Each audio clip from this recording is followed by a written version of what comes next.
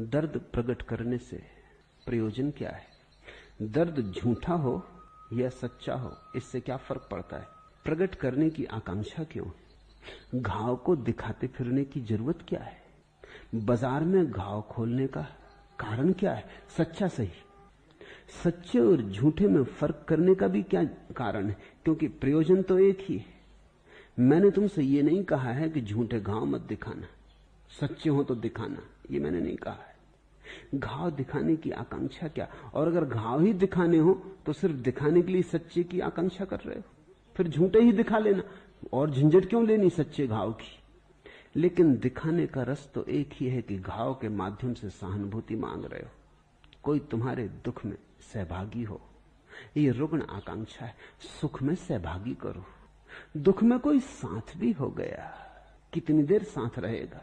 तुम जरा इसे ऐसा सोचो, जब कोई तुम्हारे पास आके अपनी दुख की कथा कहता है, सच्ची ही सही, तब तुम्हें क्या बड़ी प्रसन्नता होती है कि इनका संग साथ दें? ऊब पैदा होती है कि इनसे कब छुटकारा हो, ये सज्जन कब जाएं। अपना ही दुख क्या कम है कि इनके दुख की कथा सुनो? किसके दुख में किसको रस है? शिष्टाचारवश तुम सुन लेते हो, ये एक बात है। क्या प्रयोजन है? क्यों चाहते हो कि दुख को कहें? सुख को कहो, सुख को बांटो। मैं तुमसे ये कह रहा हूं, अगर तुम सुख को बांटने लगो, तुम्हारा दुख अपने आप तिरोहित हो जाएगा।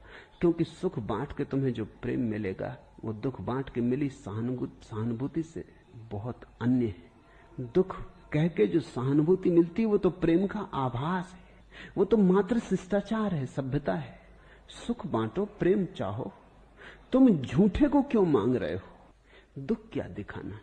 ये कोई शोभन है बात? घाव क्या उघाड़ने? रास्ते पे तुम देखते हो बैठे भिखारियों को, घाव उघाड़ उघाड़ के बताते। तुमने कभी बड़ा प्रेम अनुभव किया उनके प्रति? गिलानी उत्पन्न होती। तुम भी रुग्ण हो कि अपना दुख दिखाते हो? दुख कोई दिखाने की बात है? एकांत में बैठ जाओ, रो लो, कोई मना नहीं कर रहा है, रेचन कर लो। जिंदगी सोच बने, साज ना होने पाए, दिल तो टूटे मगर आवाज ना होने पाए। आवाज क्या करनी? मगर दिल तो टूटते नहीं और तुम आवाज करते हो। तुम लोगों को ये बताना चाहते हो कि देखो हम दिल तोड़ के बैठे हैं, अब तो आ जाओ, सहानुभूति दिखाओ, आंसू बहाओ। हमने दिल तक तोड़ दिया, अब और क्या चाहते हो? जरूर मोहल्ले पड़ोस में से कोई ना कोई आ जाएगा और सहानुभूति दिखाएगा। या तो वो खुद भी रुग्ण है और या फिर सिर्फ शिष्टाचार बस आया है। लेकिन किसको रस हो सकता है तुम्हारे दुख में, तुम्हारे नासूरों में? किसको सौंदर्य का दर्शन करना है? अपने तय रखो, रेचन कर लो, ध्यान करो, एकांत में उनको उघाड़ लो, दीवालों से बात कर लो, पहाड़ों से बात कर लो, वृक्षों से कह दो, मगर आदमियों के सामने घाव मत उघाड़ो। क्योंकि अगर तुमने घाव उघाड़े और उनकी सहानुभूति तुम्हें मिली तो तुम घावों को झूठा करने में लग जाओगे। तुम पक्का न कर पाओगे कहां तक घाव सच्चे थे और कहां झूठे हो गए। तुम घावों को बड़ा करने लगोगे, तुम घावों को रंगने लगोगे, क्योंकि इतने लोग आते हैं, अब जरा ढंग से दिखाना चाहिए। तुम कहानी को सजाने संवारने लगोगे, तुम उसमें जोड़ने घटाने लगोगे। और ऐसा नहीं कि दूसरे इस पे भरोसा करेंगे, तुम भी इस पे भरोसा करने लगोगे। बहुत बार दोहराई गई कहानी चाहे झूठी ही हो, सच्ची हो जाती। नहीं, दुख की कहानियां मत दोहराओ। डर है कि कहीं तुम्हें उन पे भरोसा ना आ जाए, कहीं ऐसा ना हो कि दुख ही तुम्हारा व्यवसाय हो जाए, जैसा कि बहुत लोगों का हो गया है। मैं तुम्हें सुखी देखना चाहता हूं। सुख को चर्चा करो, सुख के गीत गाओ। जिसके तुम गीत गाओगे वो बढ़ेगा, जिसकी तुम चर्चा करोगे वो फैलेगा, और जिसकी तुम बार बार चर्चा करोगे उसका तुम पर प्रभाव बढ़ेगा और तुम्हारी उस पर आस्था बढ़ेगी। तुम आयोजन कर रहे हो महासुख का अगर तुम सुख की चर्चा करते हो। अगर तुम दुख की चर्चा करते हो तुम महादुख का आयोजन कर रहे हो। अब तुम पूछते हो दमन की जिम्मेवारी किस पर? जैसे कि जिम्मेवारी मुझ पर होगी क्योंकि मैंने कहा दुख मत बताओ। चलो ये भी सही, ये जिम्मेवारी हम ले लेते, छोड़ो तो किसी बहाने सही, ये भी ठीक। दमन के लिए मैंने कहा नहीं, लेकिन दूसरे के ऊपर दुख उछालना तुम्हारा रेचन। मैं तुमसे कहता हूं कचरा पड़ोसी के घर में मत फेंको, तुम कहते हो तो हमारे घर में कचरा इकट्ठा हो जाएगा, तो फिर जिम्मेवार कौन? तुमसे कहा कब कि तुम कचरा मत फेंको, लेकिन कचरा घर है वहां फेंको, पड़ोसी के घर में नहीं फेंकना है। चलते राह चलते लोगों के ऊपर कचरा नहीं फेंकना है, क्योंकि तुम अगर पड़ोसी के घर में फेंकोगे पड़ोसी तुम्हारे घर में फेंकेगा। लेन देन की बात है, तो कचरा बदल जाएगा, छुटकारा कैसे होगा? यही हो रहा है, तुम दूसरों में दुख उंडेलते हो, दूसरे तुम में दुख उंडेलते हैं। बंद करो, ये नाता बुरा है, इससे एक बीमार समाज पैदा हुआ है। जीवन में सदा स्मरण रखो, सुंदर के लिए प्रेम मांगो, असुंदर के लिए नहीं। सुख के लिए स्वागत मांगो, दुख के लिए नहीं।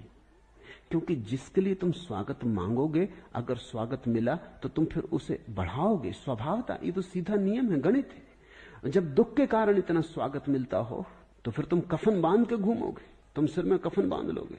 दुख के संबंध में चुप रहो, वो चुप्पी तुम्हारा दुख में जो स्वार्थ है उसको काट देगी। वो चुप्पी दुख से तुम जो मजा ले रहे थे, दुख में जो रस ले रहे थे, उसकी धारा को तोड़ देगी। उससे दुख मरेगा, तुम धीरे धीरे दुखी न रह जाओगे। सुख में नियोजन करो, हमेशा अपना लंगड़ा लूलापन मत दिखलाओ, कुछ सृजनात्मकता दिखलाओ। लंगड़े हो कोई हर्जा नहीं, चित्र तो बना सकते हो हाथ से। अगर किसी का प्रेम मांगना है, चित्र बना के मूर्ति तो गढ़ सकते हो। अंधे हो, गीत तो गा सकते हो। ये कठोर लगता है, लेकिन फिर भी मैं तुमसे कहता हूं, दुख में मेरी उत्सुकता नहीं। दुखवादियों ने बड़े प्रचार किए हैं दुनिया में कि दुखी पे दया करो। मैं तुमसे कहता हूं, सुखी पे दया करो, तो दुनिया में दुख कम होंगे। इन नासमझों की शिक्षाओं की वजह से दुख बढ़े। वो कहते हैं अंधे लूड़ों के हाथ पैर दाबो, तो जिनको भी हाथ पैर दबाने वो अंधे लूड़े होकर बैठे। तुम अगर चाहते हो कि दुनिया से दुख मिटे, दुख घटे, तो लोगों को ऐसी स्थिति मत बनाओ जिसमें कि उनको दुख में स्वार्थ का हित मालूम होने लगे।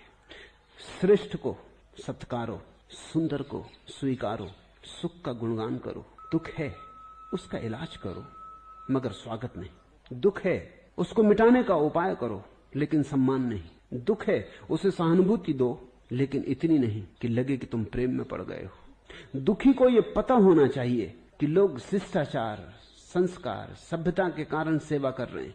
उन्हें सेवा में कोई रस नहीं आ रहा है, मजबूरी में सेवा कर रहे हैं, करनी पड़ रही इसलिए सेवा कर रहे हैं। जब घर में तुम्हारे कोई बच्चा बीमार हो तो उसे साफ साफ पता चल जाने दो कि तुम्हारी बीमारी में कोई उत्सुकता नहीं, तुम बीमारी को समाप्त करना चाहते। तुम सेवा कर रहे हो क्योंकि बीमारी मिटे इसलिए।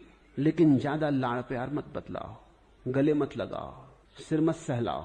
बच्चे को कहीं ये भ्रांति मत दे दो कि जब वो बीमार होता है तब उसे प्रेम मिलता है। अगर ये एक दफा उसके मन में भाव आ गया कि जब मैं बीमार होता हूं तब प्रेम मिलता है, जब मैं स्वस्थ होता हूं तब कोई मेरी तरफ देखता भी नहीं, तुमने एक जहर का बीज बो दिया। अब ये बच्चा बीमार होना चाहेगा। अब जब जब भी इसको प्रेम की कमी मालूम होगी, जीवन में ये बीमार पड़ जाएगा। पूछो मनोवैज्ञानिकों से, वो कहते हैं 50 से लेकर 70% बीमारियां झूठी।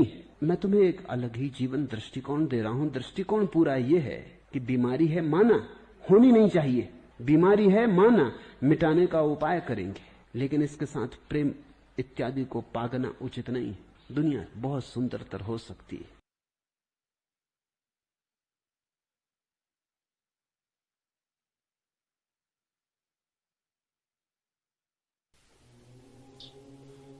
क्या संसार में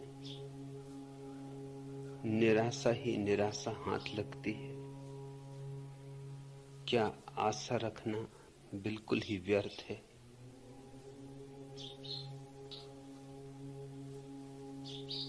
आशा के कारण ही निराशा हाथ लगती है, संसार के कारण नहीं।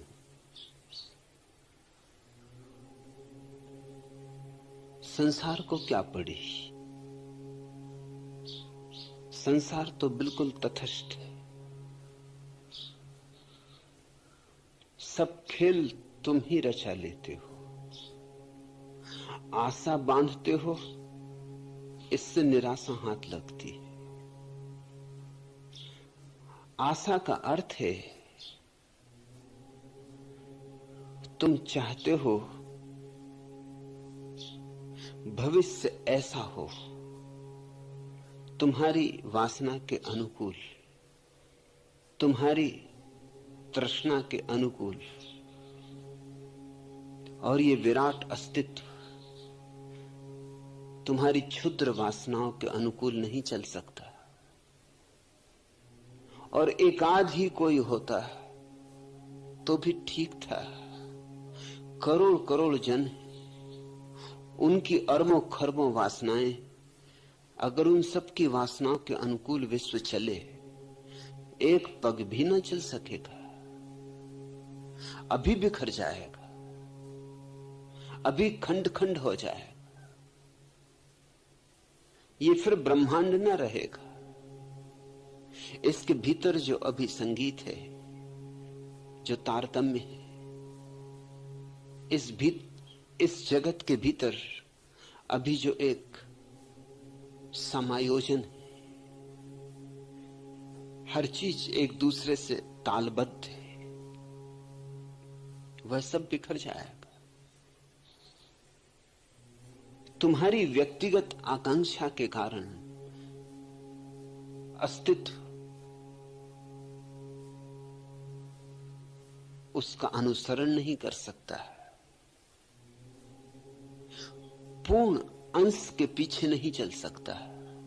और हम क्या हैं? हम छोटे से अंश हैं, जैसे सागर की एक छोटी सी तरंग। तरंग चाहे कि सागर मेरे अनुकूल चले, ये कैसे होगा? और यही हम चाह रहे हैं। इसी असंभव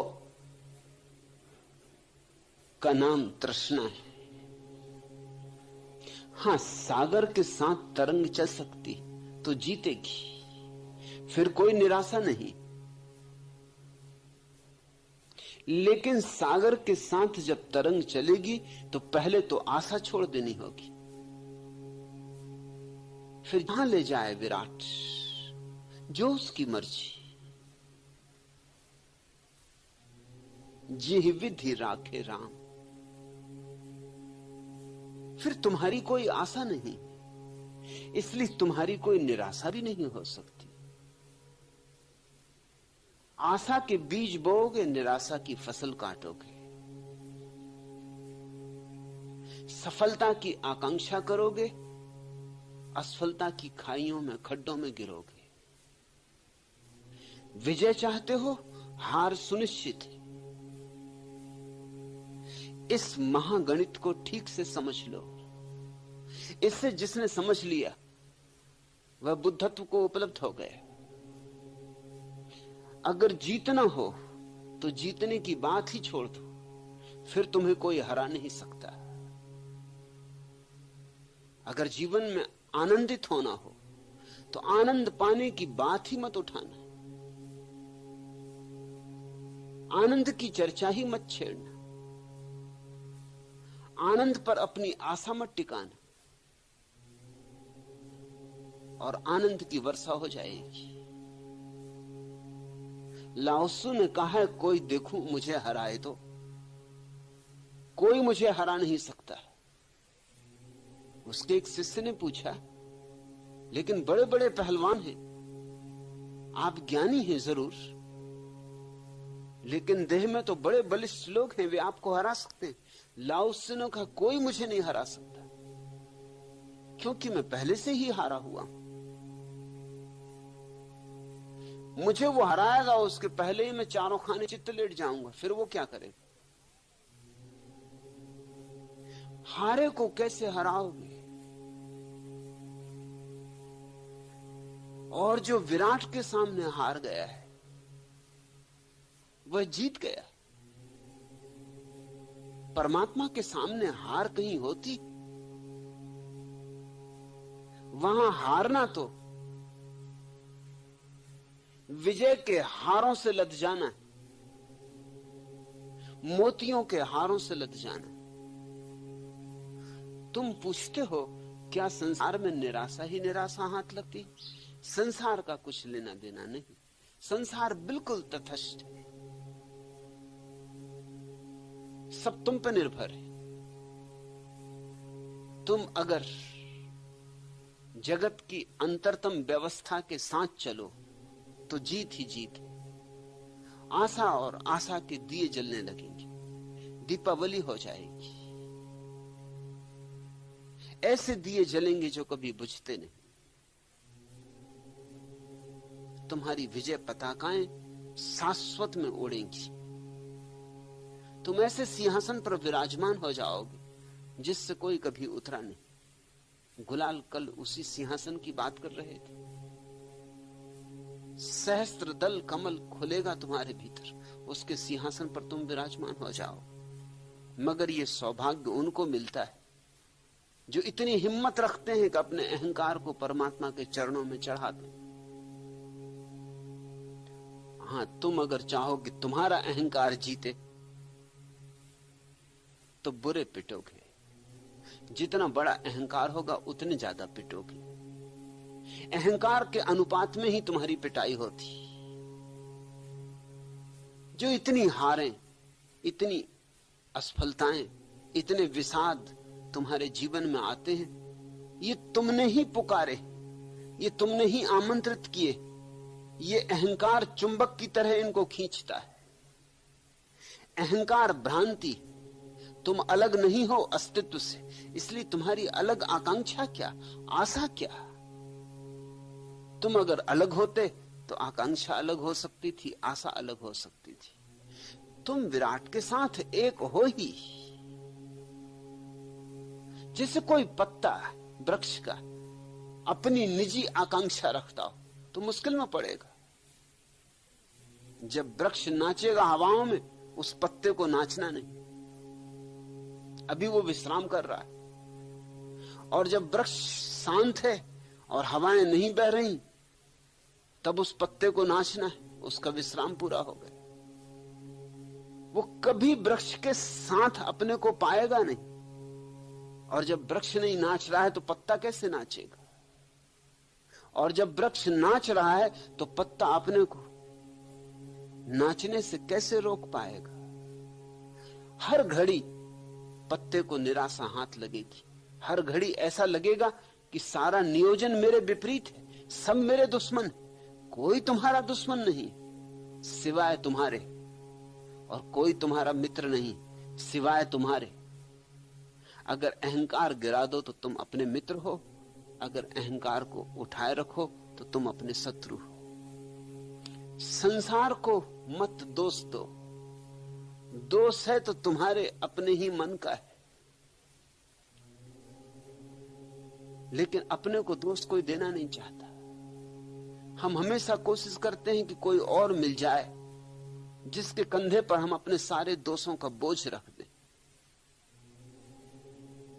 तो हमने अच्छे अच्छे शब्द गढ़ लिए, मूढ़ता तुम करोगे, दोष संसार का है। तो फिर स्वभावतः इस तर्क की निष्पत्ति यह होती है कि अगर आनंदित होना है संसार का त्याग करो, मूढ़ता का त्याग मत करना, क्योंकि मूढ़ता तो दोषी तुमने कभी ठहराई नहीं। संसार को छोड़ दो, लेकिन मूढ़ता तुम्हारे भीतर है। संसार छोड़ के जहां भी जाओगे मूढ़ता तुम्हारे साथ रहेगी। तुम जो भी करोगे उसी में मूढ़ता होगी। तुम दुकान करोगे तो मूढ़ता होगी, तुम पूजा करोगे तो मूढ़ता होगी। तुम्हारी पूजा तुम्हारी मूढ़ता से ही निकलेगी ना। तुम्हारी पूजा आएगी कहां से? तुम्हारी प्रार्थना कहां से आएगी? तुम्हारी प्रार्थना में भी वही रोग होगा जो दुकान में था, जो बाजार में था वही मंदिर में होगा, वही तीर्थ में होगा। जो घर गृहस्थी में था वही हिमालय की गुफा में भी होगा। तुम्हारी प्रार्थना तुमसे ही तो जन्मेगी। तुम्हारा ही रंग होगा तुम्हारी प्रार्थना में, तुम्हारा ही ढंग होगा। तुम वहां बैठ के भी फिर नया संसार बनाओगे, वहां बैठ के भी फिर तुम कल्पनाओं का नया जाल रचोगे, फिर आशा बांधोगे। गुफाओं में बैठे हैं जो लोग हिमालय की, तुम सोचते हो आशा से मुक्त है। आशा से मुक्त हो तो गुफाओं में बैठने की जरूरत क्या है? वहां बैठ के वे स्वप्न देख रहे हैं स्वर्गों के। तुम्हारे सपने तो बड़े छोटे, तुम्हारे सपने कुछ बहुत बड़े नहीं। तुम सपने ही क्या देख रहे हो? यही कि कोई एक बड़ा मकान मिल जाए, यही कि कुछ थोड़ा धन हो, थोड़ी संपदा हो, यही कि कोई सुंदर पत्नी मिल जाए, पति मिल जाए, यही कि कोई अच्छा पद मिल जाए। तुम्हारे सपने भी छोटे छोटे, तुम्हारे सपने उतने बड़े नहीं जितने सन्यासियों के, साधुओं के, तुम्हारे तथाकथित महात्माओं के। उनके सपने ये स्वर्ग मिलना चाहिए, कल्प वृक्ष मिलने चाहिए, जिनके नीचे बैठने से सारी आकांक्षाएं पूरी हो जाती, कुछ करना नहीं पड़ता। बैठे वृक्ष के नीचे और जो सोचा तत्क्षण पूरा हुआ। गजब के आलसियों ने यह कल्पना की होगी कल्प वृक्ष की, हाथ नहीं हिलाना पड़ता। मैंने सुना है एक आदमी भूले भटके कल्प वृक्ष के नीचे पहुंच गया। उसे पता नहीं था कि कल्प वृक्ष, थका मांदा था, वृक्ष के नीचे बैठा था, छाया देखकर सोचा कि ऐसे कहीं आसपास भोजन मिल जाता। कितनी भूख लगी। कल्प वृक्ष था वह। तत्क्षण अप्सराएं स्वर्ण की थालियों में तरह तरह के मिष्ठान, भोजन, मेवे लेके उपस्थित हो गई। वो इतना भूखा था कि उसने विचार भी नहीं किया कि ये तत्क्षण किस लोक से अप्सराएं उतरी। रहा होगा कोई महात्मा, क्योंकि महात्मा इन बातों पर बड़ा भरोसा कर लेते। सोचा होगा है किसी पुण्य का फल, है जन्मों जन्मों की कमाई। अरे माला भी कुछ कम जपी, ये कभी का होना चाहिए था, वैसे ही बहुत देर हो गई। भोजन करके स्वभावता ख्याल उठा कि कुछ लेटने को जगह होती, कुछ सुंदर तकिया गद्दा होता तो विश्राम कर लेते। एकदम एक सुंदर सैया, स्वर्ण सैया, सुंदर गद्दे तकिए। महात्मा तो एकदम लेट गया, सो गया। नींद खुली जब 2-3 घंटे बाद तो सोचा बड़ी प्यास लगी, पानी होता। गुलाब की सुगंध से भरा हुआ जल, ऐसा स्वादिष्ट जल उसने कभी पिया ना था। जल पीते पीते अब उसे जरा सोच समझ लौटा, विचार लौटा कि मामला क्या है। पहले थालियां आई, फिर सैया आई, पानी भी आ गया।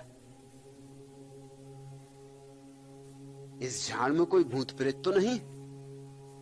सो भूत प्रेत प्रकट हो गए। कल्प वृक्ष तो कल्प वृक्ष, चारों तरफ एकदम नंग धड़ंग भूत प्रेत नाचने लगे। बहुत घबराया, कहा कि अब मारे गए, सो मारा गया। भूत प्रेत चढ़ बैठे उसकी छाती पे, खूब उसको दबोचा, खूब पीटा, गर्दन दबा दी। जो सोचा वह हुआ। कल्प वृक्ष की कल्पनाएं लिए बैठे तुम्हारे महात्मा, आलसियों की कल्पनाएं, काहिलों की कल्पनाएं, मुफ्तखोरों की कल्पनाएं। तुम्हारी कल्पनाएं तो छोटी, तुमको कहते हैं पापी, और उनकी कल्पनाएं तुमसे बड़ी, और स्वयं को समझते हैं महात्मा। तुम पकड़ते हो छोटी मोटी चीजों को तो तुमको कहते हैं लोभी, और वे पकड़ते शाश्वत को और स्वयं को समझते निर्लोभ को उपलब्ध हो गए। मैंने सुना है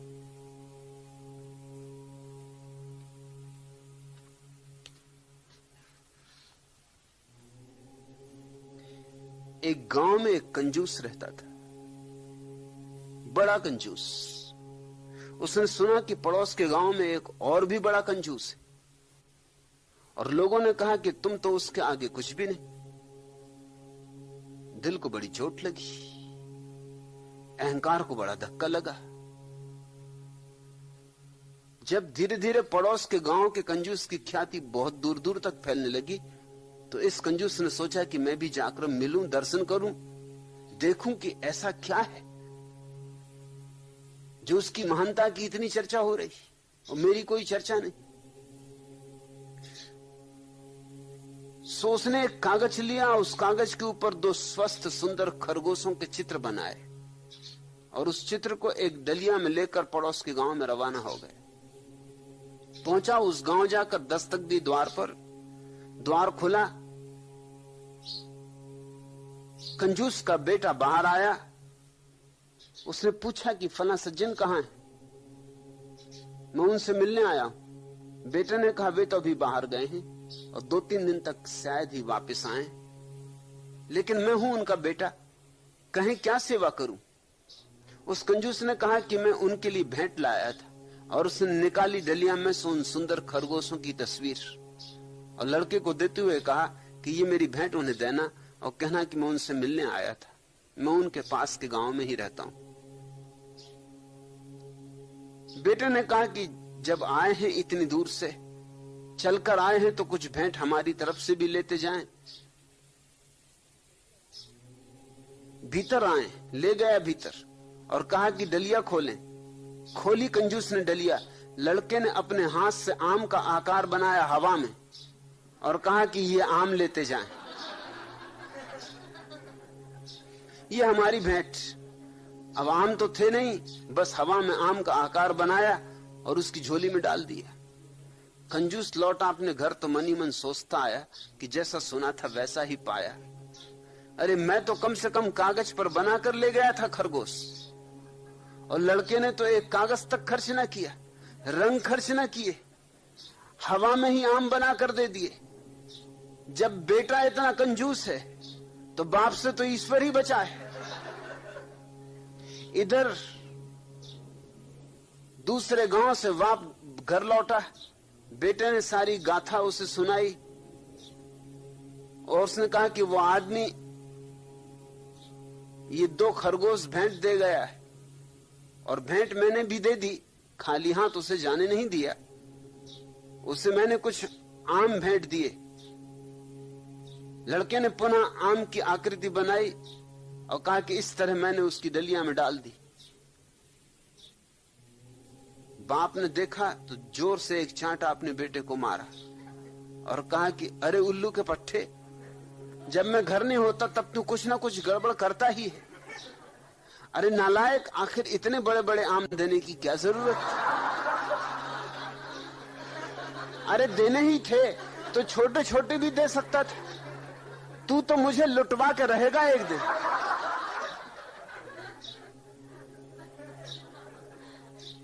जिनको तुम महात्मा कहते हो, उनकी कामनाएं तो देखो, उनकी वासनाएं तो देखो, उनकी तृष्णाएं तो देखो। तुम अगर छोटे कंजूस हो तो वे महाकंजूस हैं।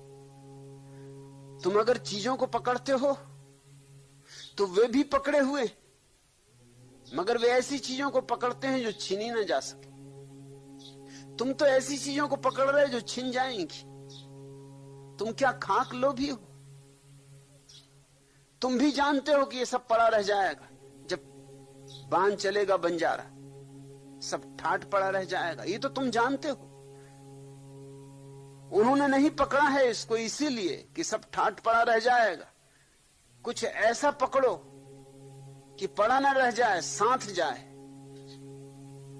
वो मरने के बाद भी साथ ले जाना चाहते हैं कुछ। तुम क्षणभंगुर पर अपनी आशाएं टिकाए हो, वो शाश्वत पर अपनी आशाएं टिकाएं। भेद कहां है? मैं इनको महात्मा नहीं कहता हूं, ये महासांसारिक। मैं तो महात्मा उसे कहता हूं जिसने ये सत्य समझा कि मैं अलग हूं ही नहीं, इसलिए मेरी क्या आकांक्षा। न धन में उसका भरोसा है, न पद में उसका भरोसा है, न कल्प वृक्षों में, न स्वर्गों में।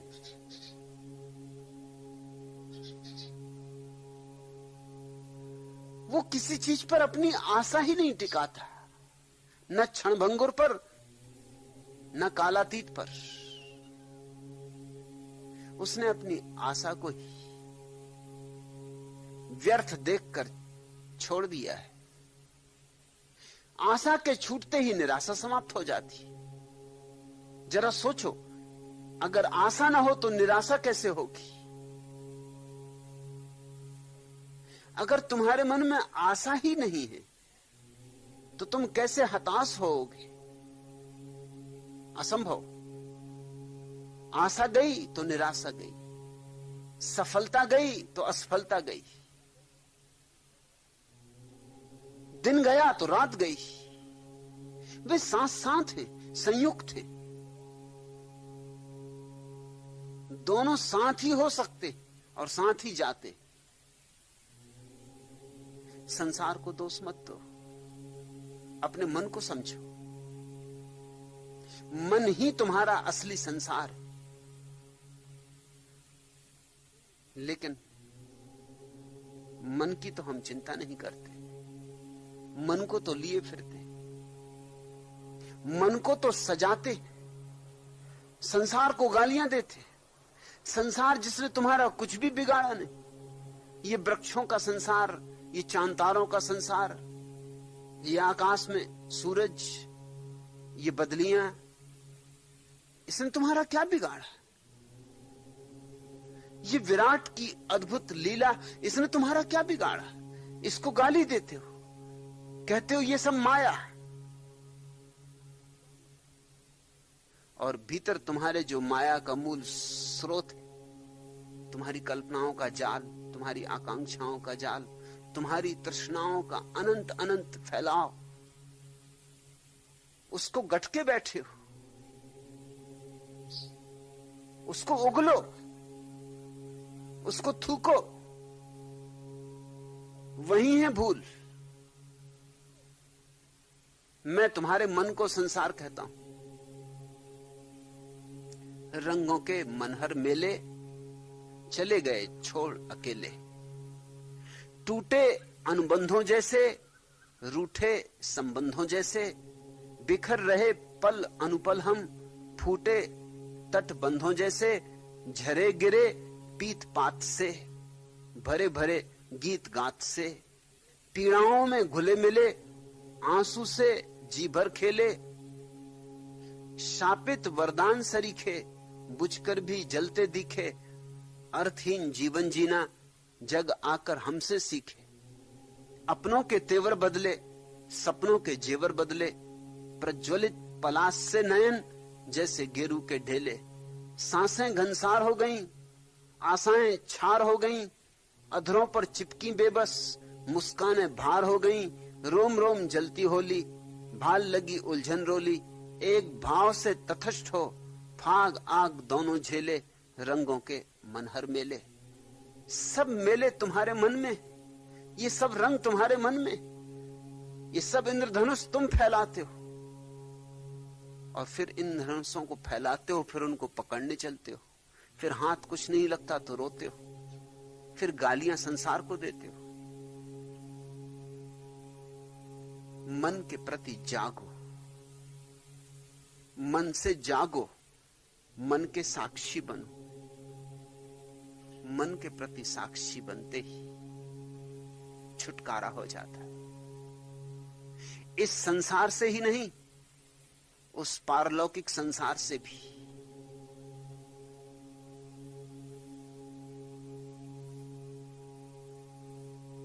जैसे ही तुम मन के प्रति जागे और तुमने देखा कि मन सारा खेल कर रहा है, मन एक प्रोजेक्टर है। तुम फिल्म देखने जाते हो ना, तो तुम्हारी आंखें तो पर्दे पर अटकी रहती, तुम पीछे तो लौट के देखते भी नहीं। असली खेल पीछे चल रहा है, वो जो प्रोजेक्टर पीछे लगा हुआ है, फिल्म वहां है, पर्दे पर तो केवल प्रक्षेपित होती,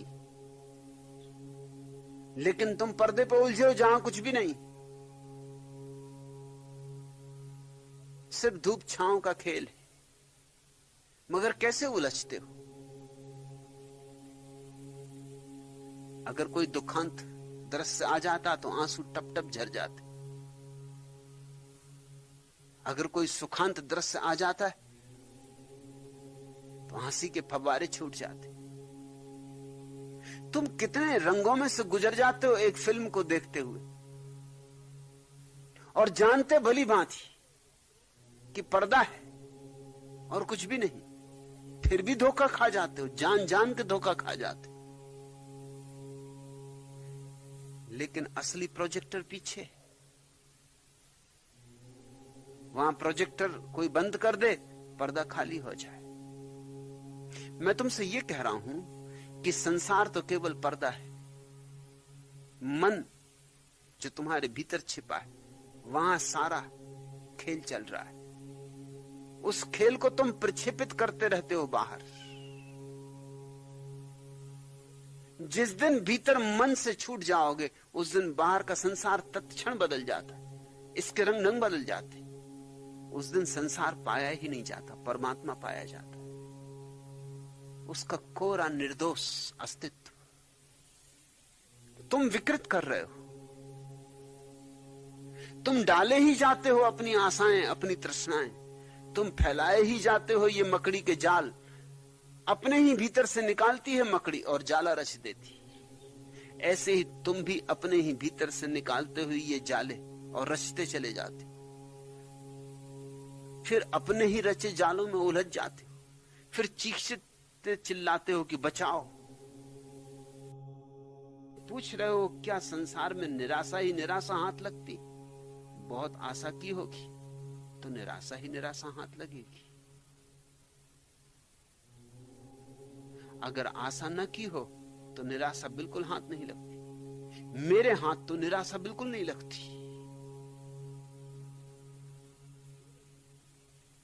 वर्षों से निराशा से मैं अपरिचित हूं।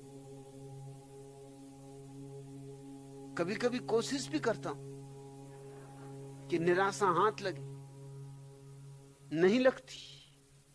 प्रोजेक्टर टूट गया।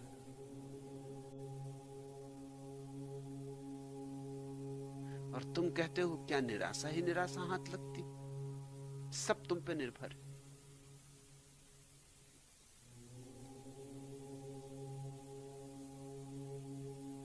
भूल कर भी तुम न आए, आंख के आंसू उमड़कर आंख ही में है समाये। सुरभि से श्रृंगार कर नव वायु प्री पथ में समाई। अरुण कलियों ने स्वयं सज आरती उर में सजाई।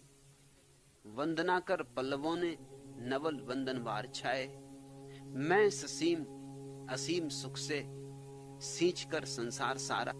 सांस की वृद्धावली से गा रहा हूं यश तुम्हारा। पर तुम्हें अब कौन स्वरकार मेरे पास लाए। भूल कर भी तुम ना आए।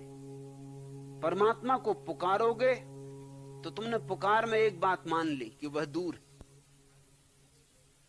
और जिसने उसे दूर मान लिया उसके लिए दूर है। सब मान्यता का खेल है। सच्ची प्रार्थना पुकार नहीं होती, मौन होती, निशब्द होती।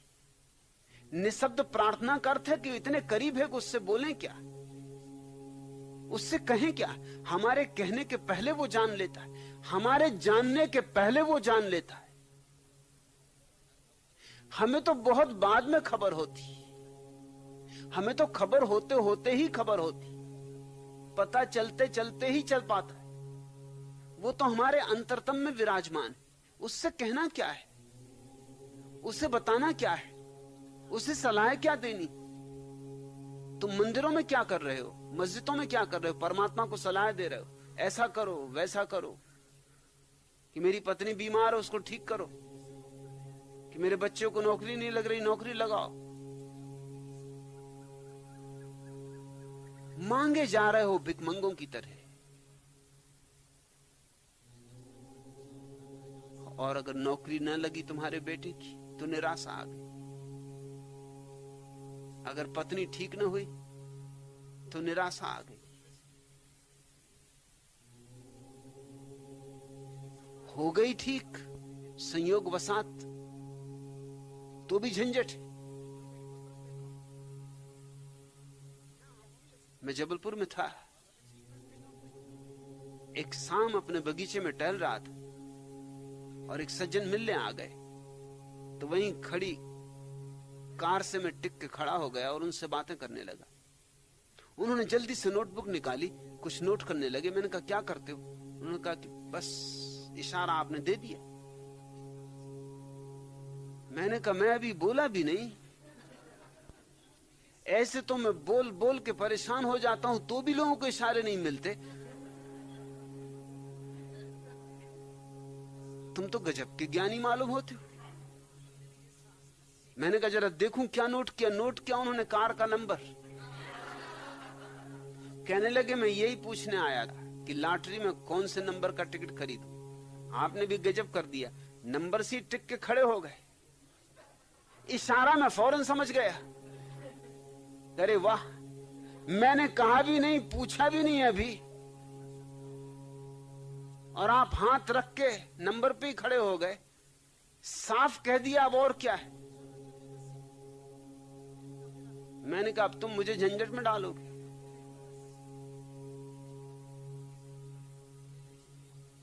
अगर ये नंबर ना निकला तब तो कुछ हर्जा नहीं, मेरा तुमसे छुटकारा हुआ, तुम कहीं और नंबर तलाशोगे। मगर संयोगवशात भूल चूक से अगर ये नंबर कहीं लग गया तो तुम मेरी गर्दन से बंधे।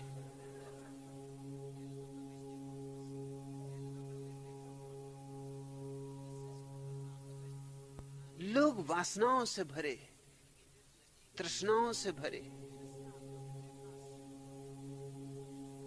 अपनी कल्पनाओं के जाल से भरे चल रहे हैं। अब मैं भी उनसे कह रहा हूं कि मेरा कोई इशारा नहीं है, ये तो सिर्फ मैं टिक के खड़ा हो गया, तुमसे बात करनी थी, ये मेरे घूमने का समय था, तुम बेवक्त आ गए हो, गाड़ी पास थी तो टिक के खड़ा हो गया हूं, मुझे क्षमा करो, गलती हो गई। मगर वो मेरी सुनने को राजी नहीं।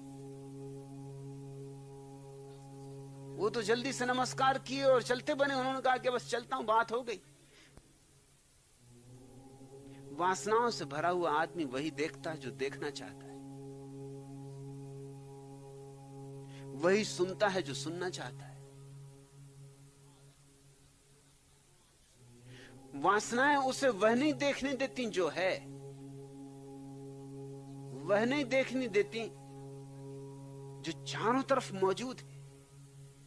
वासनाएं उसे छोटा सा जगत देखने देती, और वो जगत भी उसका अपना निर्मित होता है।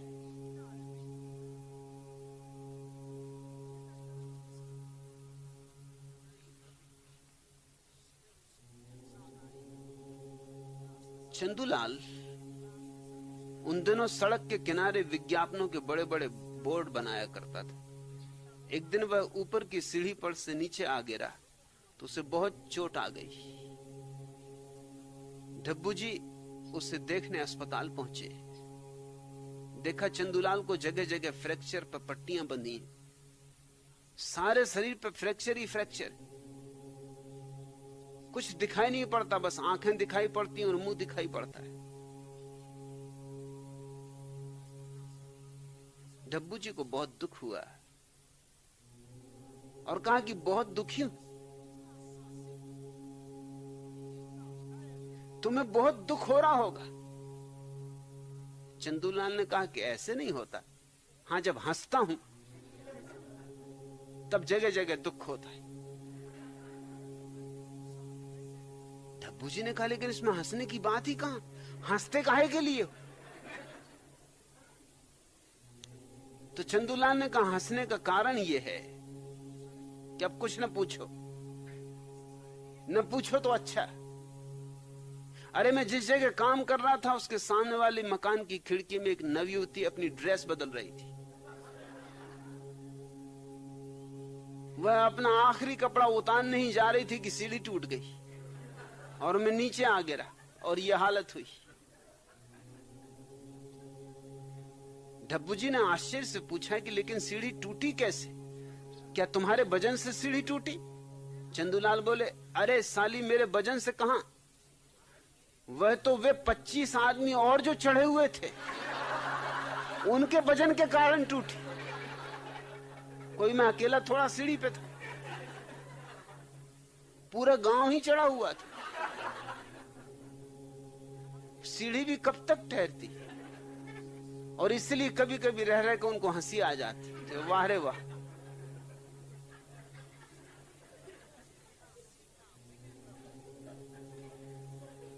लोग जो देख रहे हैं,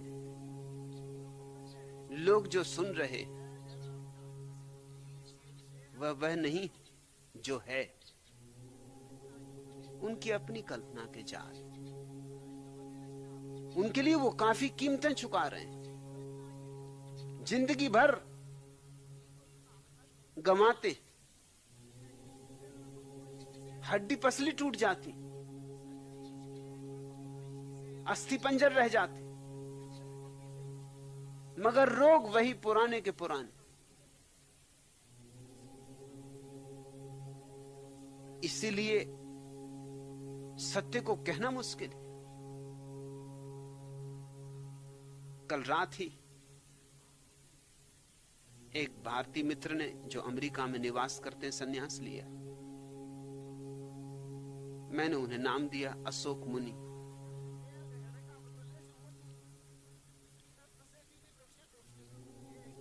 उनसे मैंने कहा,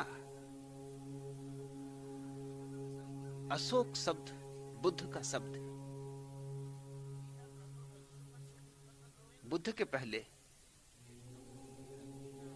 ज्ञानी अशोक की बात नहीं करते थे, आनंद की बात करते थे। आनंद का अर्थ होता है विधायक, और अशोक का अर्थ होता है दुख नहीं, नकारात्मक। बुद्ध को मजबूरी में अशोक की बात करनी पड़ी कि लोग ये सुन के कि परमात्मा सच्चिदानंद है, उसके प्रति ही वासना करने लगे। आनंद है तो पाके रहेंगे। आनंद शब्द उनके भीतर गुदगुदी उठाने लगा। आनंद शब्द उनकी लाट टपकाने लगा। आनंद शब्द पे उनका लोभ लगने लगा, वासना जगने लगी। आनंद है तो पाके रहेंगे। आनंद से उन्होंने समझा कि महासुख, अनंत सुख, सुख ही सुख, जिसमें दुख बिल्कुल नहीं बचा, ऐसा। तो फिर दौड़ पड़े लोग। मगर आनंद की शर्त ही यही है कि जब तक वासना है तब तक उपलब्ध नहीं होता। परमात्मा ने भी खूब उल्टी शर्तें लगा रखी कि जब तक दौड़ोगे, जब तक वासना करोगे, तब तक आनंद उपलब्ध नहीं होगा। अब लगी फांसी। और आनंद चाहिए, मगर चाहिए तो मिलेगा नहीं। आनंद मिलता है उनको जिन्हें कुछ भी नहीं चाहिए, जो कहते चाय ही गई, जिनके भीतर चाह का तूफान अंधड़ नहीं रह जाता, उनको आनंद मिलता है। लोग सोचते हैं परमात्मा तक को धोखा दे देंगे। वो कहते चलो यही सही, चलो चाह ही छोड़ देंगे। अगर चाह छोड़ने से ही आनंद मिलता हो तो हम इसके लिए भी राजी, मगर भीतर उनके भाव अब भी वही, मिलना चाहिए आनंद। चाह छोड़ने तक को राजी। मुझसे लोग पूछते हैं तब पक्का है कि मिलेगा? हम चाह भी छोड़ देंगे। मगर कहां चाह छोड़ रहे हो तुम तो चाह को पक्का किए ले रहे हो। पक्का है मिलेगा, चलो ये भी करेंगे। अगर चाह छोड़नी तो ये शर्त भी पूरी कर देंगे। मगर ऐसा आदमी बीच बीच में आंख खोल कर देखता रहेगा, अभी तक मिला नहीं। चाह की चाह गई और आनंद का कुछ पता नहीं।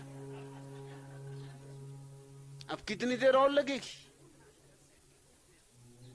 मगर ये बीच बीच में आंख खोल कर देखना ही बता देगा कि अभी चाह उतनी की उतनी मौजूद है जितनी पहले थी, छिप के मौजूद है। बुद्ध के पहले उपनिषदों ने परमात्मा की सीधी विधायक व्याख्या की थी, सच्चिदानंद, वह परम आनंद है। बुद्ध ने परिभाषा बदल दी। देखा कि लोग समझे नहीं उसे, लोगों ने गलत समझा।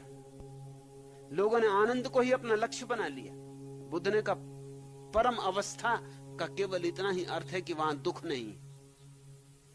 सुख की मत बात करो, सिर्फ दुख नहीं। इस भेद को जरा समझना।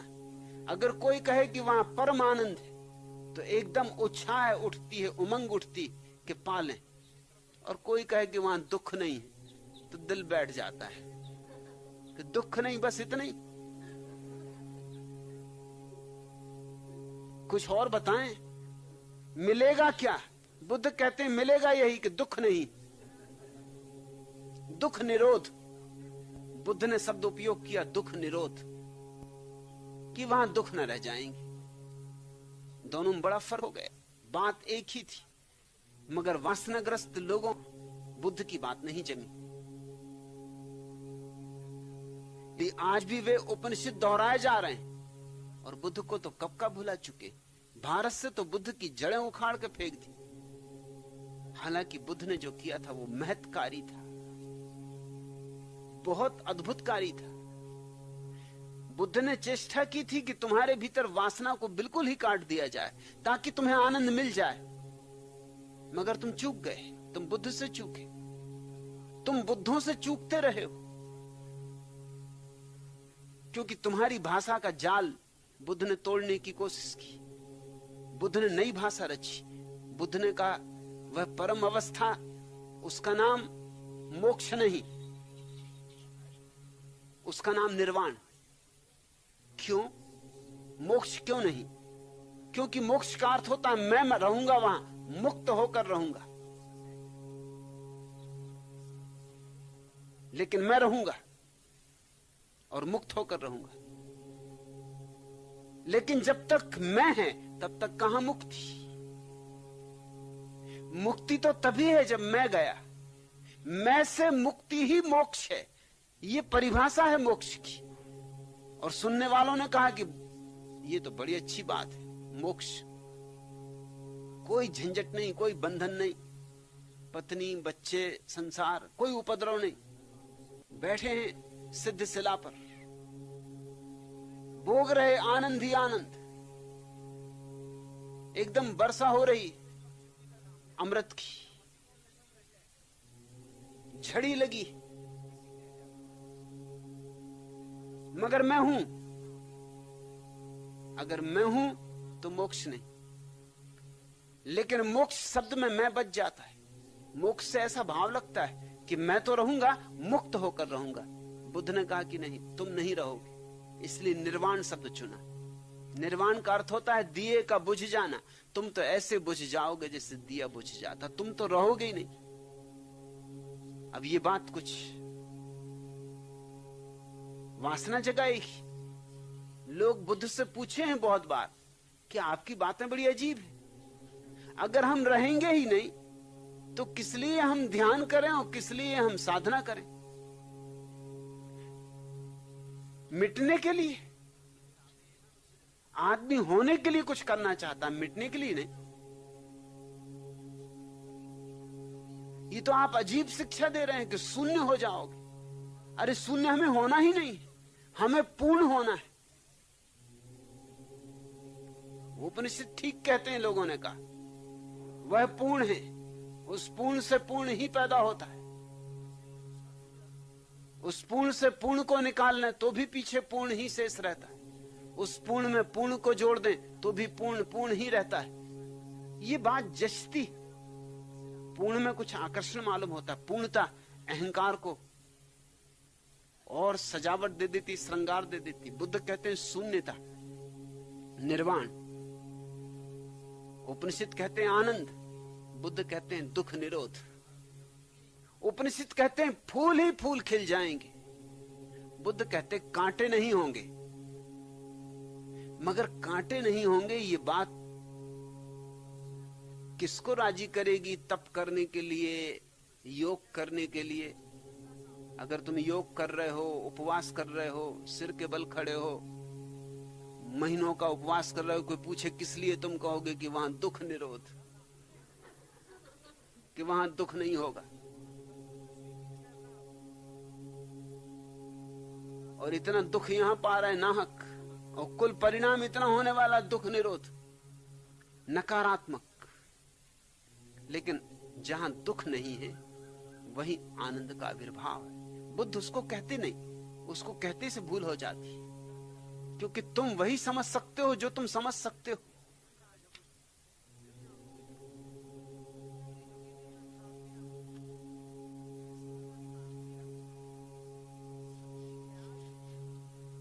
एक सिनेमा गृह में अच्छी फिल्म लगी हुई थी।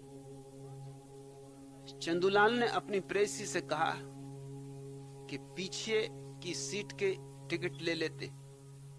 प्रेसी बोली और अगर पीछे की सीट के टिकट न मिले तो चंदूलाल बोला तो क्या, फिर पिक्चर ही देखेंगे।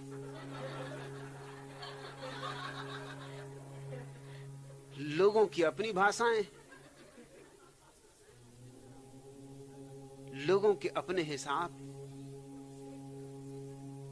लोग बड़े बचकाने, छोटा बच्चा अपनी बूढ़ी दादी से पूछता है, दादी मां क्या आप टें बोल सकती? दादी ने कहा, बेटे क्यों नहीं बोल सकती? बच्चा बोला, अच्छा तो बोलिए, क्योंकि मां कह रही थी कि जब ये बुढ़िया टें बोलेगी तो बहुत सारा पैसा मिलेगा।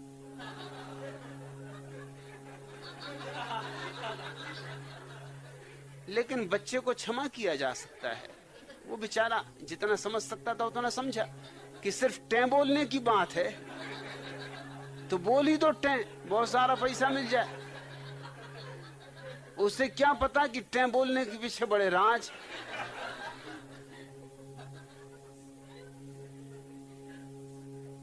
लेकिन बड़े बड़ों की भी गति यही है, न तो तुमसे जो कहा जाता है वह तुम समझते हो, न तुम जो देखते हो वह तुम समझते हो। जब तक मन है तब तक तुम सब कुछ विकृत कर लोगे। मन से मुक्त होकर ही सत्य दिखाई पड़ना शुरू होता है। तब ये संसार अद्भुत है, तब ये संसार माया नहीं, माया इसे तुम्हारे मन ने बनाया है। माया का जाल तुम्हारे मन ने इस पे फैलाया है। भर्तहरि घर द्वार छोड़कर जंगल चले गए। जंगल में ध्यान करने बैठे। सम्राट थे, बहुत धन दौलत थी, सब छोड़ आए थे। सुबह सुबह अंधेरे में ध्यान कर रहे, तभी सूरज की पहली पहली किरणें उतरनी शुरू हुई। प्रभात हुई, आंख खुली, ध्यान से देखा सामने ही पगडंडी पर एक बड़ा हीरा पड़ा है, सुबह की रोशनी में चमकता हुआ। इससे बड़े बड़े हीरे छोड़कर आए थे। आदमी का मन देखते हो, लेकिन एक क्षण को लालसा जग गई को उठा लूं। चौंक गए, संभल गए, नहीं उठाया, मगर एक क्षण को वासना ने घेर लिया। एक क्षण को मन वापस लौट आया। भूल ही गए कि मैं सब छोड़ आया, इससे बड़े बड़े हीरे छोड़ आया हूं। इस हीरे की क्या औकात, क्या बिसात। मेरे पास खजाने थे जिनमें हीरे ही हीरे भरे थे, इनको छोड़ के आया हूं और इस हीरे को, रास्ते पे पड़े हुए हीरे को उठाने की इच्छा उठ रही, इसलिए घर छोड़कर आया हूं, महल छोड़कर आया हूं। मगर एक क्षण को वासना पकड़ ली। वासना इतनी तीव्रता से पकड़ती है, इतनी गतिमान है। कहते हैं प्रकाश की गति बहुत तेज होगी, मगर वासना के मुकाबले नहीं। कहते हैं वैज्ञानिक कि प्रकाश 1 सेकंड में 1,86,000 मील चलता है।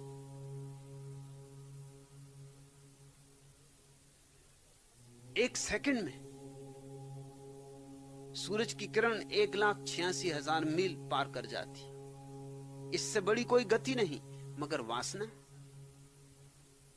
तो 1 सेकंड में कहां से कहां पहुंच जाए, उसका कोई हिसाब नहीं, कोई बंधी हुई उसकी गति भी नहीं। अभी यहां, अभी चांद पर, अभी सूरज पर।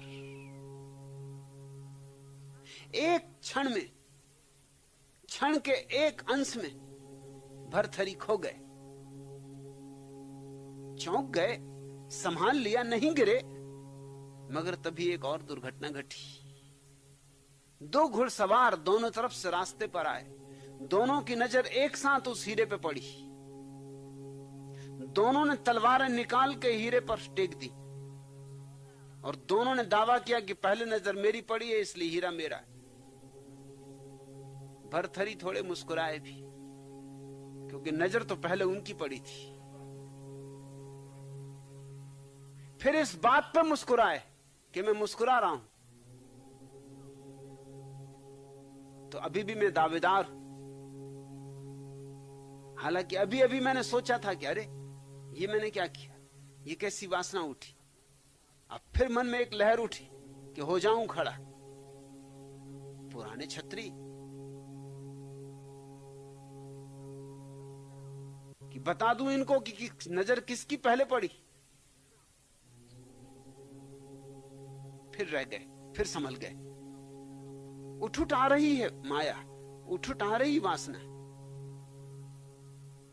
और वो दोनों छत्री तो जूझ गए। वो तो कोई पीछे हटने को राजी नहीं था, पीछे हटना उनने सीखा नहीं था, वो उनकी भाषा में नहीं था। तलवारें खिंच गईं, तलवारें चल गईं, घड़ी भर में ये सब हो गया। नहीं होना था वो हो गया। दोनों गर्दनें कट गई, एक साथ दोनों की तलवारें एक दूसरे की गर्दन पे पड़ी, लाशें वहां पड़ी। हीरा अपनी जगह जहां पड़ा था वहीं पड़ा है। हीरे को कुछ लेना देना नहीं, न भरतरी से कोई प्रयोजन है, न ये दो आदमी मर गए इनसे कोई प्रयोजन। हीरा माया है, हीरे में माया है या माया मन में।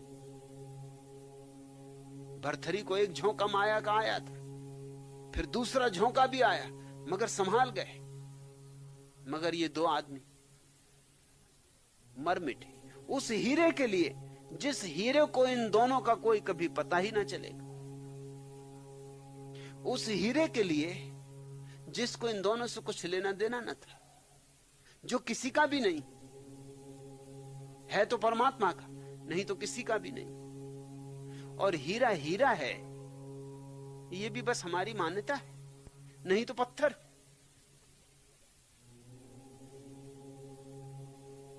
मानते हो तो हीरा है, जान लो तो पत्थर है। चमकदार होगा, सुंदर होगा, मगर है तो पत्थर ही। जगत अगर हम मन से मुक्त होकर देखें, अति सुंदर है, अति आह्लादपूर्ण, दिव्य है। लेकिन अगर हम मन से भर के देखें तो फिर उपद्रव ही उपद्रव है, फिर आशा निराशा के खेल, फिर सफलता असफलता का जाल, फिर अपने ही हाथ से लगाई गई फांसी। संसार को दोष न दो, संसार तो बहुत प्यारा है, क्योंकि संसार तो परमात्मा की अभिव्यक्ति है। मन को पकड़ो, अपने मन को पकड़ो, क्योंकि वहीं से क्रांति हो सकती है। मन को पकड़ने का उपाय ही ध्यान, मन से जागने का उपाय ही ध्यान, मन के अतिक्रमण का नाम ध्यान, मन के साक्षी हो जाने का नाम ध्यान। मन के साक्षी बनो, जैसे भरथरी ने 2 बार मन को पकड़ लिया साक्षी भाव से, ऐसे ही मन को पकड़ते रहो। जब भी मन अपने जाल फैलाए, दूर हट के खड़े हो जाओ, कहो मन से कि खेल खेल, मैं सम्मिलित नहीं हूं। अलग थलग खड़े रहो। धीरे धीरे मन पुरानी आदतें छोड़ देगा, देखेगा कि तुम्हारा अब कोई रस न रहा। पुकारेगा तुम्हें, बहुत तरह से लुभाएगा तुम्हें, बहुत तरह से समझाएगा तुम्हें, लेकिन अगर तुमने तय ही कर लिया, निर्णय ही कर लिया, संकल्प ही कर लिया। संन्यास का अर्थ यही, संकल्प, इस बात का संकल्प कि अब मन के जाल में नहीं पड़ेंगे, अब मन से जागेंगे,